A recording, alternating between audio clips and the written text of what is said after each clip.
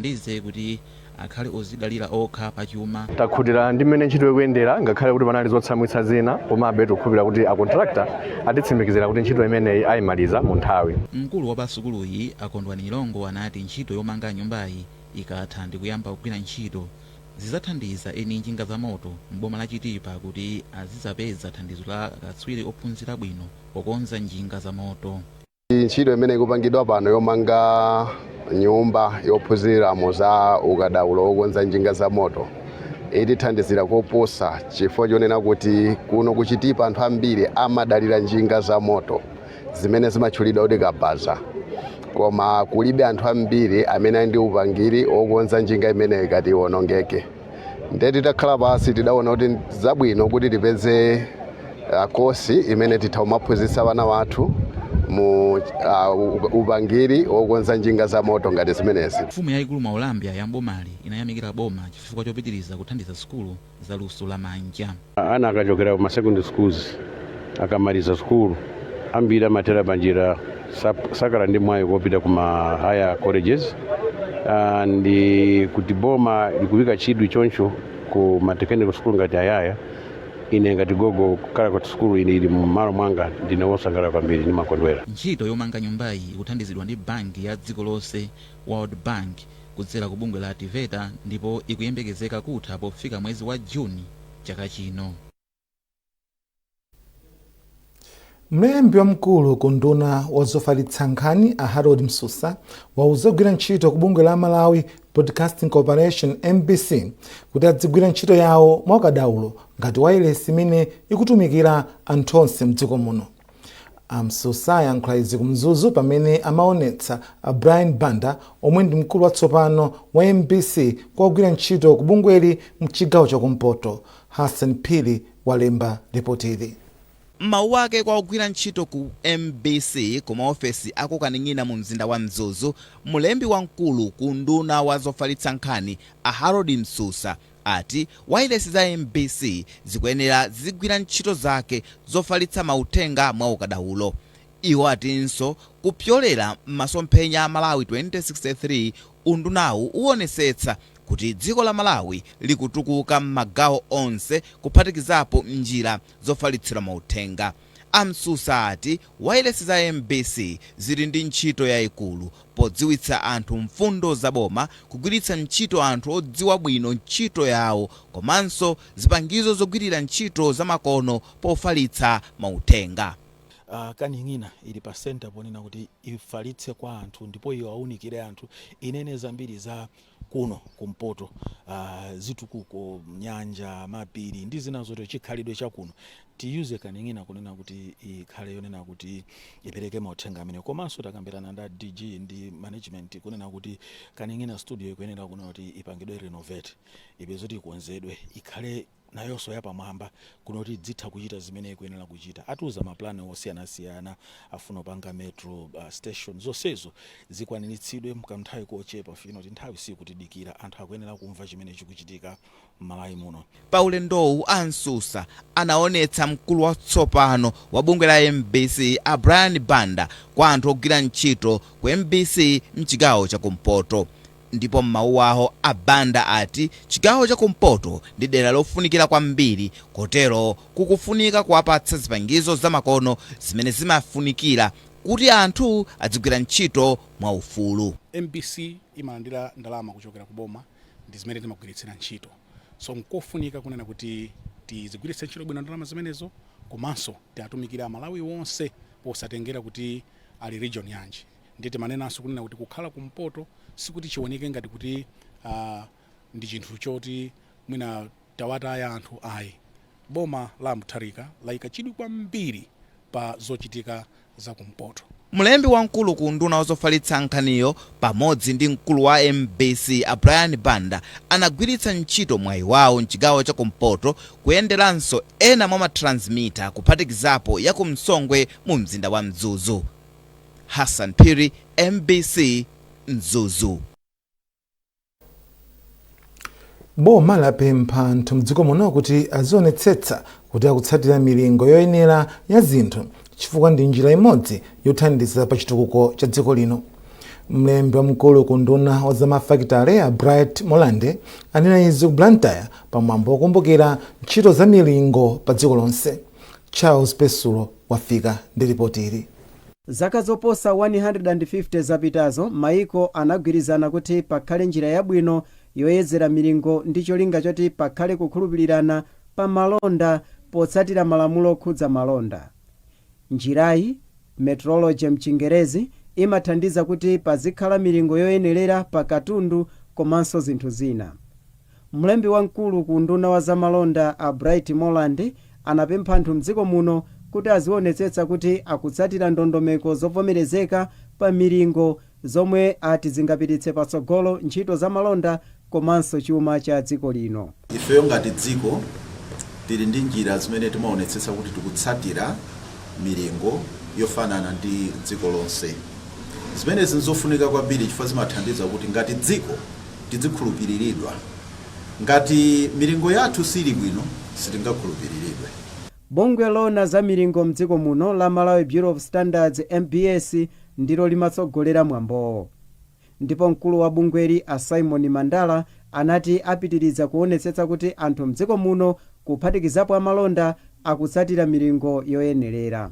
Ife kugada biro tinaona zimene timatakukatseka mapampu amene kuonetsetsa kuti anthu atetezeke komanso business iziyenda mu ndondomeko zake. So pempho ndi kwa Malawi wonse kuti tiyeni tikhale ndi chidwi pa nkhani ya milingo.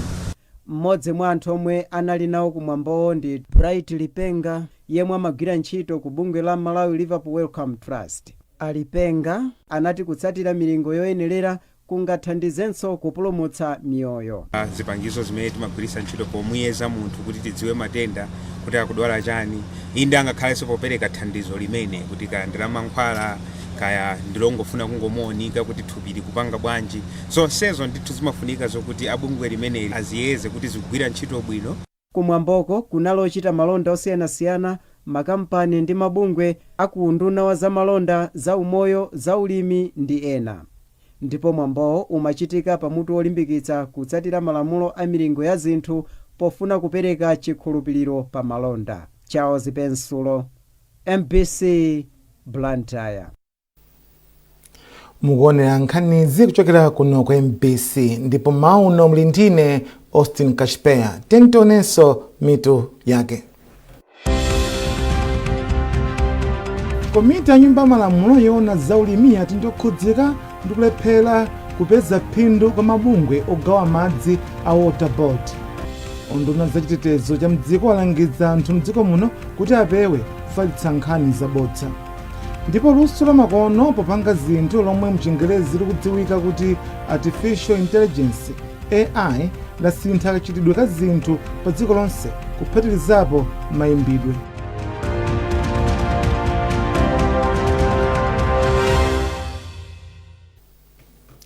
Takulandirani ndipo nkhani zathu zipitirira. Bwalo la Chief Resident Magistrate ku Blantyre lapereka masiku asanu kuyambira pa 16 mpaka pa 19 June chaka chino kuti lidzamve umboni odziteteza wa Awim Axter omwe akuyankha milandu yokhudza nkhanza zogonana. Oweruza milandu Apocho Cha wapereka masikuwa oyimira oyankha mlandu a Michael Goba Chipeta atapempha nthawi yonjezera kuti amalize kutolera umboni pa nkhani. Ruth Chinangwa akutsatira nkhani ndipo wadza ndi ripoti. Oyimira oyankha mlandu Michael Goba Chipeta anati mbali yawo ili ndi mboni 16 koma anali wodabwa ndi ganizo la mbali ya boma lofuna kuti bwaloli lichotse belo ya oganiziridwa pa zifukwa zofuna kuchedwetsa ndondomeko ya kumva mlanduwo. Koma poyankhapo pa nkhaniyi oyimira boma pa mlandu a Victor Jerry anati anapempha bwaloli kuti lichotse beloyi kuti mlanduwu uyende msanga polingalira ndi kusadalirika pa zochitika za oyankha mlanduwu. Alandira kalata kuchokera kwa azilongo ake Awim Axter amene akuimbidwa mlandu pa nkhani imene omwe iwo amatifotokozera kunena kuti ifeyo takhala tukamba ndi m'bale wathuyu kuti zomwe anapanga zizoyenera andi amesisa ngati ngati convince chichewa chake ngati kumunyengerera kuti mwina tangovumirani zinthu zizithe komano mwini wakeyo anakana koma chomwe anauza ndichonena kuti da zonse zili mchimake padakali panopo ndilo yanga zomwe tagwirizana ma statement athu sitiapereka nthawi mwa khoti ananena kuti tipereke ife ma statement athu tikapereka kutatsala masiku ochepa kuti kesi ilowe ku khoti. oweruza milandu pochiwotcha wati adzapereka chiganizo chake pa pempho lochotsa belo ya oyankha mlandu bwaloli likakumananso. Ruth Chinangwa, MBC, Blantyre. bwalo la milandu ku Lilongwe layimitsa mpaka pa 17 ndi pa 18 June mlandu omwe ukukhudza anthu 13 omwe akuti anavulaza mkulu wa bungwe la SIDED a Sylvester Namiwa ndi ena pa 26 June chaka chatha. oweruza mlandu ku bwaloli a Shukran Kambani adzudzula khalidwe lomwe mbali ya ozengedwa mlanduwu yaonetsa ku bwaloli. Izi zikudza pamene oyimira mlandu oganiziridwa a George Kadzipatike sanapezeke pa bwaloli ndipo anayimiridwa ndi akhalidwe Chaima omwenso anapempha bwaloli kuti akakonzeke bwinobwino. Mkulu oyimira boma pa mlandu a Prescott Mwayi ulipo ati iwo ndokonzeka kupitiriza mlanduwu koma ati ndokhumudwa ndi zomwe mbali ya ozengedwa mlandu ikuchita. Kwakukulu ningafotokoze kunena kuti zoonadi mlandu unena kuyamba leroli ngakaboma tinakonzekera mboni zitatu. Ndiye chifukwa chakuti zimaoneka kuti anzathu a defense especially amene akuyimirira ma-accused pamene mlandu atu 12 amene ali Counsel Kadzipatike sanapezeke akuti akukapanga nawo za plane crash inquiry. Tinapempha kuti polingalira kuti ku law firm ya Kadzipatike kuli maloya ambirimbiri amene sakhala kubwera m'makhotimo nthawi imene Kadzipatike kulibe. Timanena kuti chinavuta ndi chani kuti Kadzipatike akhoza kutumiza anyamata omwewo kapena maloya anzawo kuti abwere cholinga kuti nkhani ikhale kupitirira. Ndiye kunapezeka kuti zinavuta ndithu anapasa mpaka anzathu oyiga mlandu kuti sakasakane munthu kuti akhoza kuthandizirani ndi nchifukwa kumapitirizo kunabwera Counsel Khalidwe Chaima akufotokozera kuti nopanda ngutumire ndi Kadzipatike kuti ndingomba umboni ndikalembalemba zonse ndikangopasa Kadzipatike kuti adzafunse mafunso. The court nanena kuti no, I think tiye tingapasani mwayi womaliza kuti mina kutsogolo kuti kapanga chani kesi ndi kuti sitizalolanso mchitidulani uchitike. Mina mwambaso nokha court akudzudzula kuti eratu mchitidula zikasho Kadzipatike ndi kampani kuti mchitidwewo sungatithandize kuti tifike pa chilungamo chenicheni. So ife ngati boma ndife odandaula mabe patile ndife okondwa polingale kuti tikufuna kuti justice should prevail. Munkhani za msangulutso. Luso la makono popanga zinthu lomwe mchingelezi likudziwika kuti artificial intelligence AI lasintha kwambiri kachitidwe ka zinthu zosiyanasiyana pa dziko lonse kuphatikizapo mayimbidwe. Pogwiritsa ntchito AI tsopano ndi zotheka kupereka uthenga wa munyimbo, kuyikira zida komanso kujambula kanema wa nyimbo mu mphindi zochepa. Kubwera kwa luso la AI pa mayimbidwe kwadzetsa mafunso pakati pa magulu osiyanasiyana kuphatikizapo anthu oyimba, ojambula nyimbo, otukula luso loyimba komanso anthu okonda nyimbo okhudza tsogolo la luso la mayimbidwe. Simeon Boyce ndi Themba Mwale alemba ripotiri.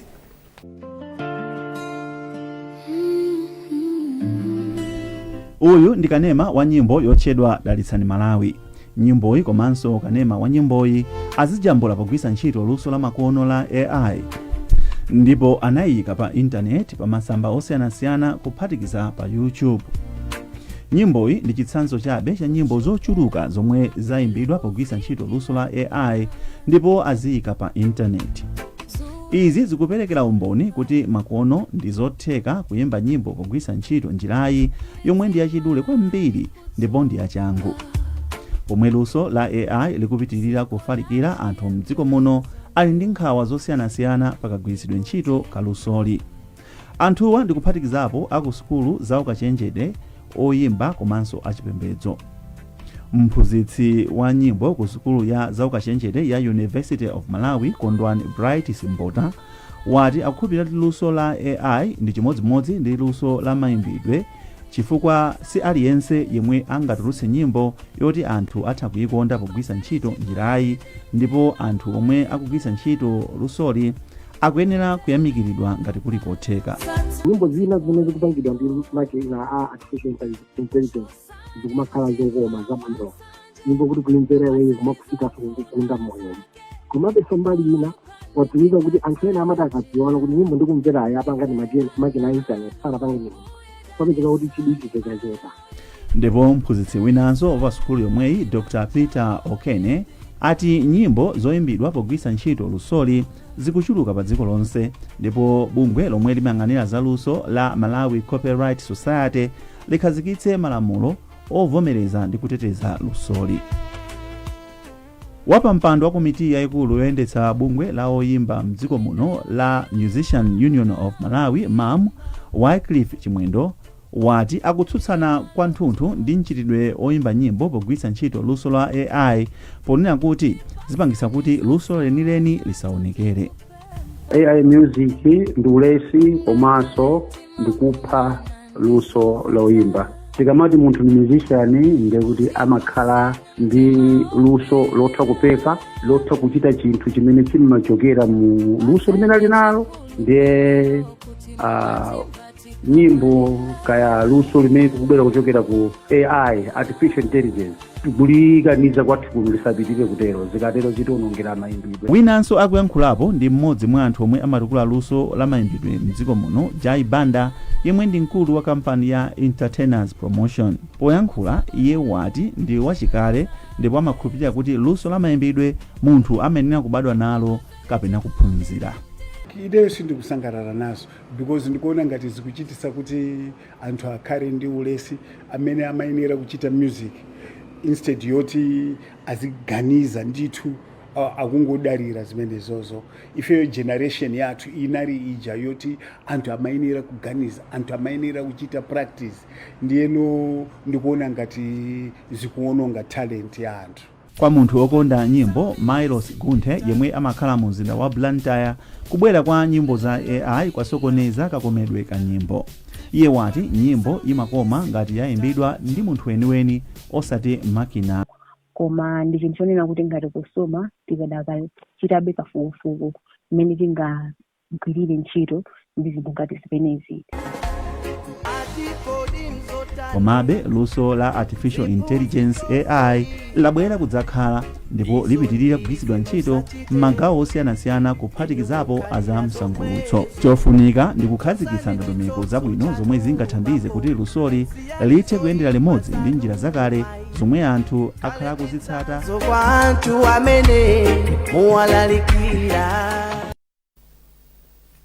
Mu nkhani za masewero, mtsogoleri wa bungwe loyendetsa masewero a mpira wa miyendo mdziko muno la FAM a Fleetwood Haiya wati dziko lino lidzapindula koposa iye akadzakhala mmembala wa bungwe loyendetsa masewero wa muno mu Africa la CAF.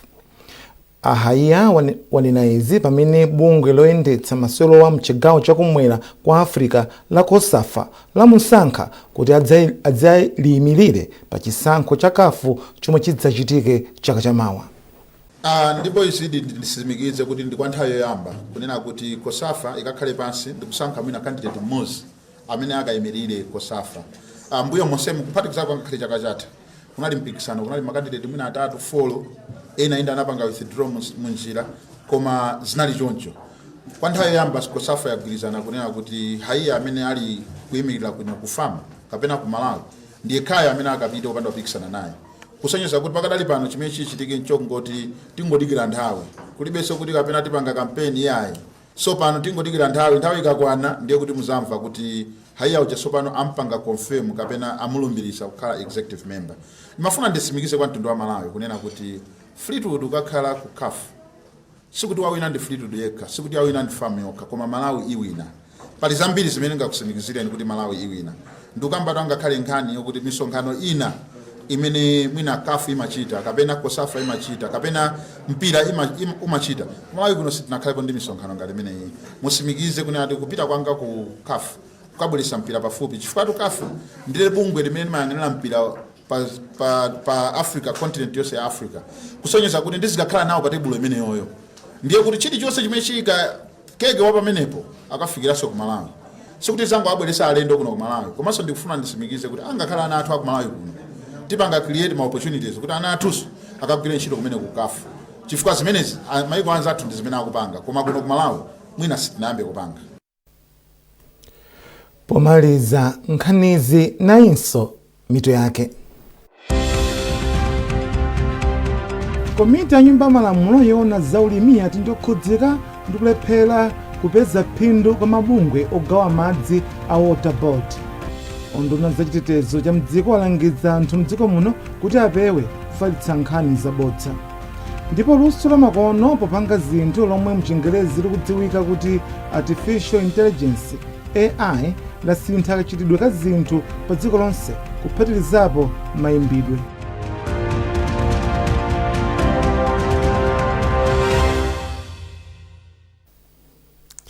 Pezani nkhanizi ndi zina zambiri popita pa mbc.mw kapena mbc digital pa Facebook, Instagram komanso X. Mnali ndine Austin Kachipeya, Mmawa wabwino.